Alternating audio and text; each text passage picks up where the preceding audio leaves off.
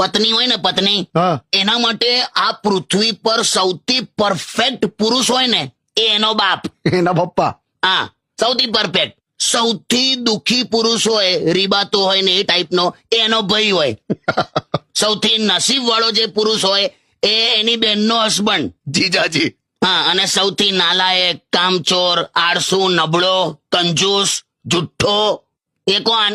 કહેવાની જરૂર પડશે? ના ના સમજી ગયો. એટલે તું આ બધી હોશિયારી બંધ કર. તને મન તો તું નહીં માના. આ બધા પુરુષો કહે છે ને કે આમ પત્ની પિયર જાય એટલે ખુશ. ખરેખર ખુશ થવાય છે. હા, સાચું કહું તને. જમવા બેઠા હોય ને ખાલી પેલી એવું કે ને કે સાંભળો ને કે આ વખતે હું પિયર જવાનું વિચારું છું. એની માને ટિંડોળાનું શાક પણ તને પનીર ટીકા જેવું લાગે. બોલ. સારું ભાઈ, શાંતિથી હું નહીં પડ્યું બસ. એટલે વિચારજે એમ કહું છું. ફોન આવ્યો કાકા, ફોન આવ્યો. આ તો સંભળાય છે મને ઉપાડને પણ.